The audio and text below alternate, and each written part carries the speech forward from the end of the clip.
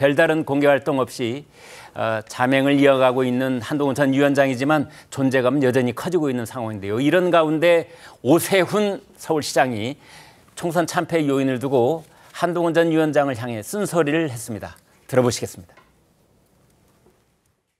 우리가 비전과 미래로 승부를 했으면 좋을 뻔했는데 그건 빈약하면서 스스로 586 심판론이나 운동권 심판론을 하게 되면 오히려 야당이 제기하는 심판론이 더 세 보이죠. 아무래도 한동훈 비대위원장 뭐 폄하냐 비판이냐 자기가 뭐 하려고 그런다 뭐 이런 식의 말씀들을 하는 걸 들었는데 글쎄요. 그러고 싶은 생각 조금도 없고요.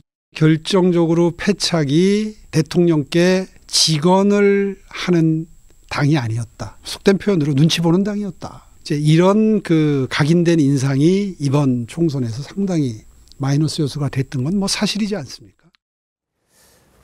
최지원 기자, 사실은 총선 전후까지만 해도 오세훈 시장의 말은 상당히 좀 이렇게 뭐랄까 자제되어 있다고 할까요? 그런데 최근 들어서 좀 강도가 세지는 느낌도 들고 눈치 보는 당이었다는 것이 문제다 이런 지적까지 했어요. 네, 활동도 활발히 하고요. 발언 수위도 꽤 높은데요. 네. 지금 저희 그 유튜브 방송에 출연해서 한 말인데 특히나 이제 한 전 위원장이 지난 총선 막판 그 국민의힘 전략으로 내세웠던 2조 심판론, 이재명과 조국 대표 심판하자 이런 맞불 전략이 결코 총선에서 유효하게 작동하지 않았다. 이런 취지로 공개적으로 비판을 한 겁니다. 네. 누구누구를 향한 심판론은 정부 여당에 대한 심판론이 더 세지 그거에 맞불 성격으로 야당을 비판하는 건 결코 유효하지 않았다. 이런 취지인데요.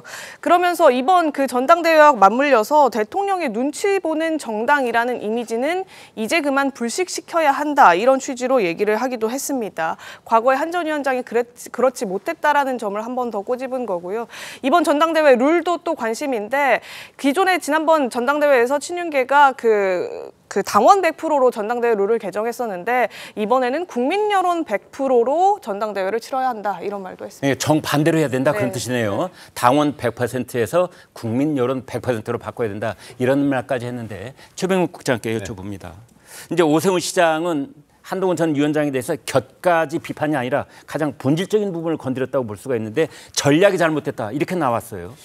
근데 이제 한동훈 전 법무부 장관이 갑작스럽게 국민의힘의 비대위원장으로 등판을 하면서 준비되지 않은 그 정계에 진입을 한 셈이죠. 네. 사실은 그때 한동훈 전 위원장의 어떤 정무적 판단, 고도의 정무적 판단 같은 거를 우리가 기대하기도 쉽지 않았을 거고 더군다나 지금 오세훈 서울시장이 얘기하는 그 윤석열 대통령과의 차별화 문제 아닙니까? 이게 결국은 이거를 그 당시에 하기가 아마 쉽지 않았을 거예요.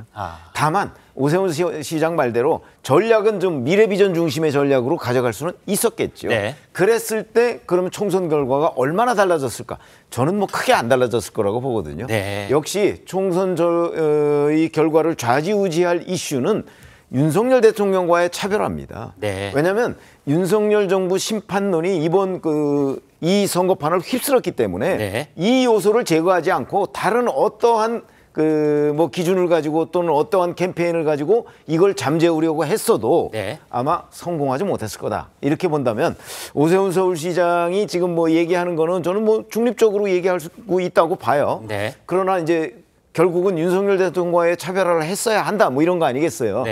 아마 그거는 본인이 작년 12월 말에 등판을 했더라도 쉽지는 않았을 거다. 좀 그 생각은 듭니다. 오세훈 시장이 등판을 했더라도. 만약에 오세훈 시장이 국민의힘의 구원투수로 등판을 했더라도 가정이지만 쉽지는 않았을 것이기 때문에 지금은 상황이 다 끝나고 나니까 누구든 얘기하기가 뭐 그렇게 어렵지 않죠. 그러나 작년 12월 말로 만약에 이 시계를 조금 이렇게 되돌려보면 누구도 쉽지 않은 선택이었을 것이다. 윤석열 대통령과의 차별화가 저는 그렇게 생각을 합니다. 오 시장이 저런 생각을 하고 있는 것은 2027년을 꿈꾸고 있기 때문입니까? 그거야 뭐 단순한 꿈은 아니죠. 아마 이미 본인은 상당한 정도의 준비를 하고 있을 거요. 그러나 그거를 본격적으로 지금 드러내고 있지만 않은 거지. 뭐 오세훈 서울시장, 홍준표 대구시장, 그다음에 원희룡 전 국토교통부 장관, 뭐 다들 아시다시피 뭐 차기 대권 주자 아닙니까? 아마 준비를 본인들은 굉장히 많이 하고 있을 거라고 보고 그런 그걸 지금 노골적으로 드러내기가 어렵잖아요. 그러니까 저런 거에 한두 가지 요소로서 우리가 그런 것들을 이제 파악할 수는 있겠다 이렇게 생각이 듭니다. 방금 저희가 이제 빨간색 막대 그래프를 보여드렸는데요. 차기 대선 주자 적합도에서 지금 한동훈 전 비대위원장이 이 차점자인 원희룡 전 국토부 장관의 6배쯤 되는 그런 압도적인 지금 수위를 달리고 있는 모습이 나와 있는데, 자, 김상일 대변인께 네. 여쭤봅니다. 그래서 좀 역설적인 상황 같기는 한데요. 네. 홍준표 대구시장도 그렇고 오세훈 서울시장도 그렇고 이게 상당히 전국적인 무게감을 가진 정치인들이 이제 한동훈 비대위원장을 비난하면 할수록 한동훈 비대위원장의 어떤 존재감은 더 커지는 그렇죠. 그런 양상 아닌가 싶어요. 네. 그러니까 한동훈 비대위원장이 이번 총선에 패배를 했지만 가장 크게 남긴 자산이 본인의 대중성을 확인한 겁니다. 아, 네. 네. 그러니까 그 어느 정치인이든 네. 대중 정치인이라고 불리는 거는 어마어마하게 큰 자산이거든요. 네. 그래서 저는 이번에 대중 정치인의 어떤 발을 들여놓은 그것만 확인한 것만으로도 굉장히 큰 자산이라고 생각하는데, 거기에 지금 국민의힘에서조차 압도적인 어떤 지지 그 차기 주자로 지금 떠오르고 있습니다. 그러면 다른 잠룡들, 다른 대권 주자들 입장에서는 이런 한동훈 전 비대위원장과 관련된 현상을 조금 견제할 필요는 있고, 그 견제를 하면서 본인들의 존재감을 보여줄 필요는 느끼고 있다라고 저는 생각을 합니다. 그러나 한동훈 비대위원장이 이 본인의 대중성을 강성 팬덤으로만 만약에 치환하게 되는 과정으로 만약에 간다면 저는 그게 패착이 될 거라고 생각하기 때문에 국민의힘의 지지 플러스 일반 대중의 지지도 적극적으로 이렇게 감안해 가면서 앞으로 행보를 해 나가시기를 저는 개인적으로 바랍니다. 근데 어떤 정치적 디딤돌 역할을 하기 위해서는 강성 팬덤도 어느 정도 필요한 거 아닌지요? 근데 강성 팬덤이 저는 필요하다고는 보지만 휘둘리면 안 된다고 휘둘리면 보고요. 안 된다. 그리고 적극적으로 자기 생각을 강성 팬덤에게 설득하고 좀 부닥치는 일이 있어도 가끔가다는 나는 이럴 수 있다라는 걸 보여줘야, 메시지를 줘야 강성 팬덤도 계속해서 자기네 그 주장만을 하려는 그런 모습을 보이지 않고 지도자를 조금 존중해주는 그런 모습을 가질 수 있다라고 알겠습니다. 저는 생각을 합니다. 네, 김병민 의원께 여쭤보도록 하겠습니다. 이번 4월 10일 총선에 출마를 했고, 그 이전에는 이제 그 국민의힘 최고위원으로 계속 정치 활동을 해오셨고, 그 다음에 이 우리나라 방송 또 여러 라디오, TV의 아주 스타 논객으로 활동을 해왔던 김병민 의원인데요.